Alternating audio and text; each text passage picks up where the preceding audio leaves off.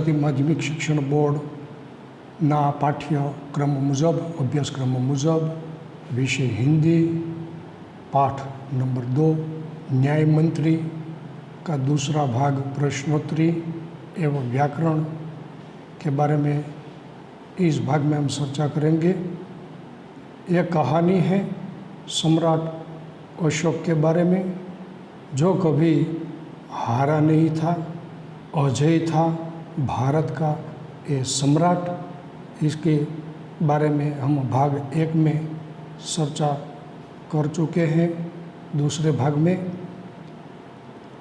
प्रश्नोत्तरी एवं व्याकरण के पॉइंट्स डिस्कस करेंगे। तो सम्राट अशोक ने न्याय मंत्री की खोज कैसे की? इस प्रश्न के उत्तर हम इस प्रकार दे सकते हैं कि अपने राज्य को अपराध मुक्त करने के लिए सम्राट अशोक को एक सुयोग्य न्याय मंत्री की आवश्यकता थी। न्याय मंत्री की खोज के लिए उन्होंने एक परदेशी नव युवक का वेश धारण किया। घूमते घूमते वे ब्राह्मण शिशुपाल के यहाँ पहुँचे। शिशुपाल न्याय प्रेमी था। न्याय किसे कहते हैं, यह दिखाने के लिए उसे अवसर की तलाश थी।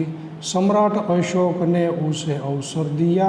हत्या का अपराधी होने पर शिशुपाल ने निष्पक्ष व्यवहार किया। उसने सम्राट को मृत्युदंड देने की, यहाँ आप देख सकते हैं, मृत्युदंड देने की घोषणा की। उसके इस साहस और निष्पक्ष व्यवहार से सम्राट प्रसन्न हुए। इस प्रकार सम्राट अशोक ने शाही न्याय मंत्री की खोज की। दूसरे प्रश्न, सम्राट अशोक ने न्याय मंत्री का पद देते हुए शिशुपाल को क्या दिया? शिशुपाल को क्या दिया? तो सम्राट अशोक ने शिशुपाल को अपने दरबार में पहले तो बुलाया। उन्होंने शिशुपाल से कहा कि मैं आपको न्याय करने का अवसर देना चाहता हूँ। शिशुपाल भी इस अवसर के लिए तैयार था। यह जानकर सम्राट अशोक ने उन्हें न्याय मंत्री बनाया और पहचान के लिए उसे राजमुद्रा दी। यह शब्द आपको याद रखना है। तीसरा प्रश्न है, शिशुपाल ने न्याय मंत्री बनते ही राज्य में न्याय के विषय में क्या परिवर्तन हुए? न्याय मंत्री बनते ही शिशुपाल ने अपनी कुशलता का परिचय दिया। उन्होंने राज्य को अपराध रहित बनाना शुरू कर दिया। उनके सुप्रबंध का अच्छा असर हुआ। राज्य में पूरी तरह शांति रहने लगी। किसी को किसी प्रकार का भय नहीं रहा। लोग अपने घर के दरवाजे तक खुले छोड़कर बाहर जाने लगे। चारों तरफ न्याय मंत्री के सुप्रबंध और न्याय की धूम मच गई। इस प्रकार शिशुपाल के न्याय मंत्री बनते ही राज्य की परिस्थितियां बदल गई। प्रश्न नंबर 4, सम्राट अशोक क्यों गद हो गए? सम्राट अशोक ने शिशुपाल को न्याय का असली रूप दिखाने का उन्हें अवसर दिया था। उन्होंने देखा कि शिशुपाल न्याय की कसौटी पर खरा उतरा था। हत्यारे सम्राट अशोक के प्रति उसे जरा भी नरम रुख नहीं अपनाया। उसने अपराधी सम्राट को मृत्युदंड देने की घोषणा की। दंड देते समय शिशुपाल ने जरा भी हिचकिचाहट नहीं दिखाई। अपने साहसपूर्ण और निष्पक्ष व्यवहार से उसने सम्राट का दिल जीत लिया। इस प्रकार न्याय मंत्री के रूप में शिशुपाल को सफल होते हुए देखकर सम्राट अशोक गद गद हो गए। प्रश्न नंबर 5, न्याय मंत्री ने अपराधी सम्राट के जीवन की रक्षा किस प्रकार की? सम्राट अशोक ने एक राज कर्मचारी की हत्या की थी। इस अपराधी के लिए न्याय मंत्री ने उन्हें मृत्यु दंड देने की घोषणा की, परंतु अपराधी और कोई नहीं, स्वयं सम्राट अशोक थे। शास्त्रों में राजा को ईश्वर का रूप माना गया है, इसलिए उसे केवल ईश्वर ही दंड दे सकता है। न्याय मंत्री ने सम्राट की जगह उनकी, देखो यहाँ, सोने की मूर्ति को फांसी पर लटकवा दिया। इस प्रकार न्याय मंत्री ने अपराधी सम्राट के जीवन की रक्षा की। प्रश्न नंबर 6, न्याय मंत्री निरुत्तर क्यों हो गए? शिशुपाल न्याय मंत्री की कसौटी पर खरे उतरे थे। सम्राट अशोक ऐसे व्यक्ति को पाकर गदगदित हो गए। लोगों ने भी शिशुपाल का न्याय सुनकर उसकी जय जयकार की, परंतु शिशुपाल को लगा कि न्याय मंत्री की यह जिम्मेदारी उनसे नहीं संभाली जाएगी। उन्होंने सम्राट से राज मुद्रा वापस लेने की प्रार्थना की, परंतु अशोक ने कहा कि उन्होंने अपने न्यायपूर्ण व्यवहार से उनकी आंखें खोल दी हैं।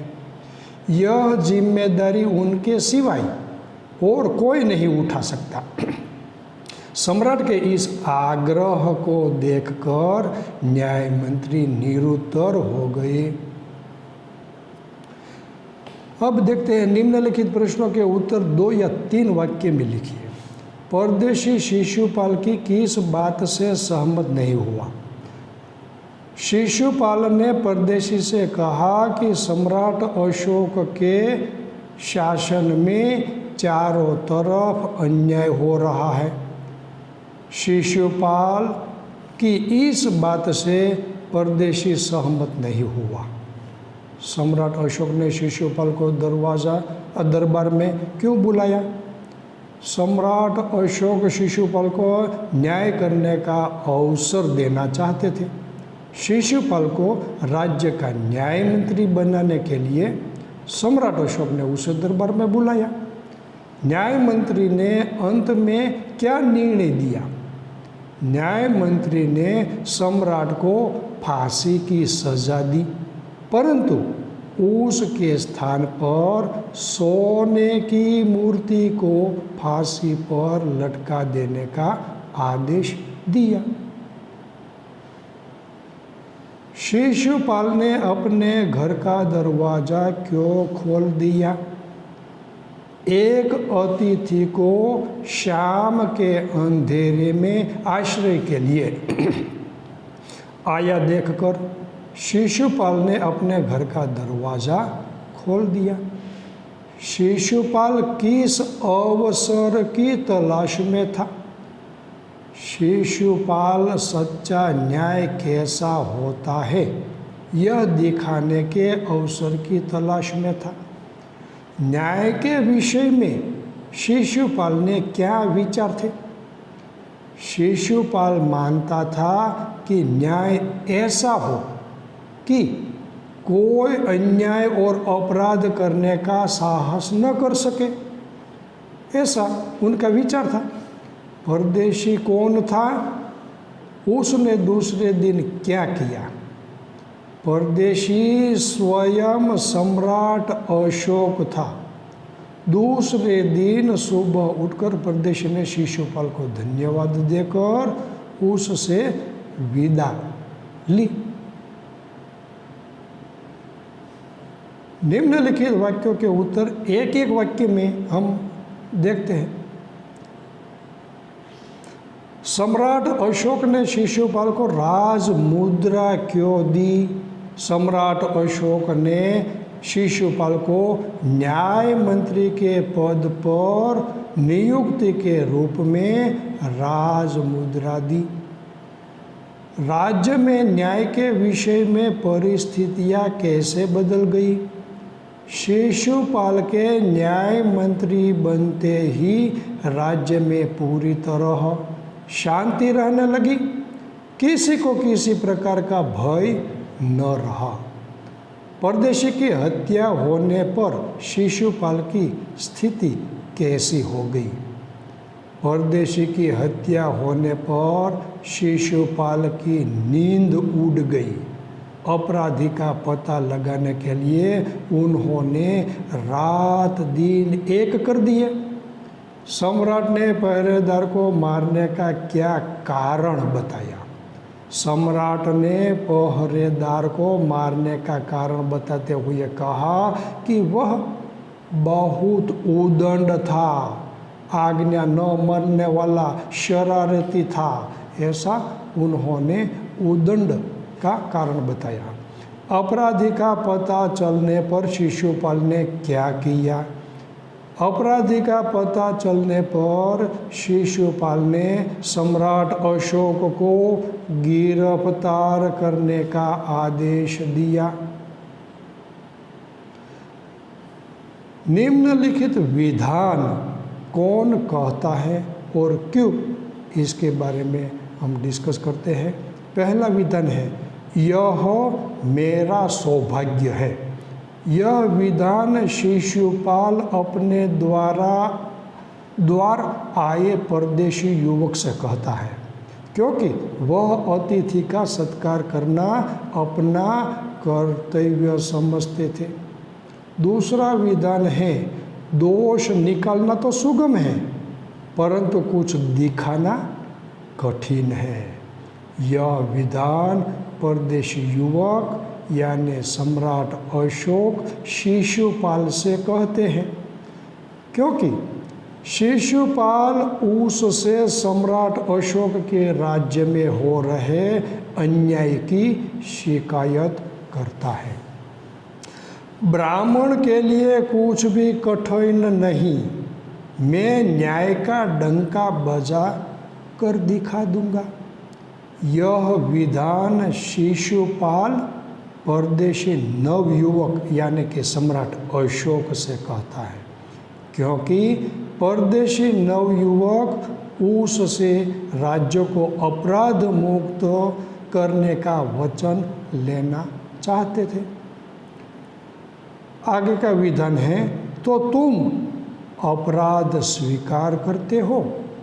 यह वाक्य न्याय मंत्री शिशुपाल सम्राट अशोक से कहते हैं, क्योंकि उसने पहरेदार की हत्या की थी। आगे का विधान है, महाराज यह राज मुद्रा वापस ले ले, मुझसे यह बोझ नहीं उठाया जाएगा। यह विधान न्याय मंत्री शिशुपाल सम्राट अशोक से कहता है, क्योंकि उसे लगता है कि वह न्याय मंत्री की जिम्मेदारी नहीं संभाल पाएगा।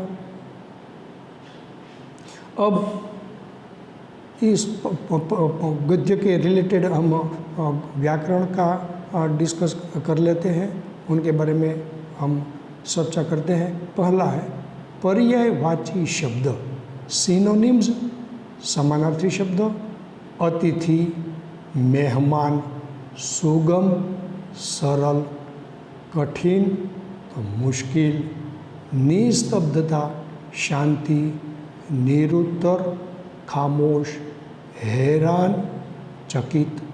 अब देखते हैं विरुद्धार्थी शब्द, एंटोनिम्स, वर्ड्स। विलोम शब्द, परदेशी, स्वदेशी, आदर, अनादर, अपराधी, निरपराधी, सुप्रबंध, कुप्रबंध, गिरफ्तार तो रिहा, स्वीकार, अस्वीकार, आरंभ तो अंत। विशेषण शब्द बताइए, वाक्य में से हमें विशेषण शब्द एडजेक्टिव फाइंड आउट करना है। उसने अपराधी सम्राट को मृत्युदंड देने की घोषणा की। तो यह शब्द है अपराधी, एक विशेषण है। अपराध करने वाला, अपराधी, व्यवस्था करने वाला, व्यवस्थापक या राजा के राज्य में व्यवस्थित न्यायतंत्र होना चाहिए। कैसा न्यायतंत्र होना चाहिए? व्यवस्थित। तो ये विशेषण है। न्याय मंत्री राज्य की आंतरिक व्यवस्था ठीक करना चाहता था। कैसी व्यवस्था? आंतरिक व्यवस्था। न्याय मंत्री की न्याय देने की प्रक्रिया प्रशंसनीय थी। न्याय करने की प्रक्रिया कैसी थी? प्रशंसनीय थी। तो यह विशेषण है। कर्तृवाचक शब्द एक डेजिग्नेशन, एक पद होता है, उसे हम फाइंड आउट करते हैं। कर्तृवाचक शब्द। सम्राट ने पहरेदार को मारने का क्या कारण बताया? तो यहाँ पर है पहरेदार। सम्राट ने पहरेदार को। शिशुपाल को अपराधी का पता चल गया। अपराध करने वाला, तो क्या अपराधी, एक कर्तृवाचक संज्ञा है। न्याय मंत्री शिशुपाल सम्राट अशोक का सेवक था। तो यहाँ पर कर्तृवाचक शब्द है सेवक। मंत्री महोदय स्वयं निर्णायक नहीं हो सकते। यहाँ पर निर्णायक कर्तृवाचक। यह सम्राट के सामने राष्ट्र मुद्रा वापस लेने के लिए प्रार्थी बनकर खड़ा था। प्रार्थना करने वाला, प्रार्थी। उसने मूर्तिकार को बुलाकर सोने की मूर्ति बनवाई। तो यहाँ पर कर्तृवाचक शब्द है मूर्ति। हम शॉर्ट शब्द में देख सकते हैं। पहरा देने वाला, पहरेदार। अपराध करने वाला, अपराधी। सेवा करने वाला, सेवक। निर्णय करने वाला, निर्णायक। प्रार्थना करने वाला, तो प्रार्थी। मूर्ति बनाने वाला, मूर्तिकार। ये सभी शब्द कर्तृवाचक कैटेगरी में आते हैं। शब्द समूह के लिए एक शब्द। कई सारे शब्दों को एक शब्द में समेटने से बनता है हमारा एक शब्द, जिसे कहते हैं शब्द समूह के लिए एक शब्द। संक्षिप्तीकरण करना है। यहाँ पर हमें ये याद रखना है कि बड़े शब्दों को एक शब्द में बताना है। अपराधी के हाथों में पहनाई जाने वाली लोहे की जंजीर, जिसे हम कहते हैं संक्षिप्त में हथकड़ी। शासन की निशानी, जो राज मुद्रा है। जिसके आने की तिथि निश्चित नहीं है, उसे हम कहते हैं अतिथि। अच्छी तरह से किया हुआ, समुचित। मुहावरों के सही अर्थ बताइए। तो यहाँ पर गद गद होना, यानी कि भाव विभोर हो जाना। आँख खोल देना, जिसे कहते हैं सही स्थिति को समझना।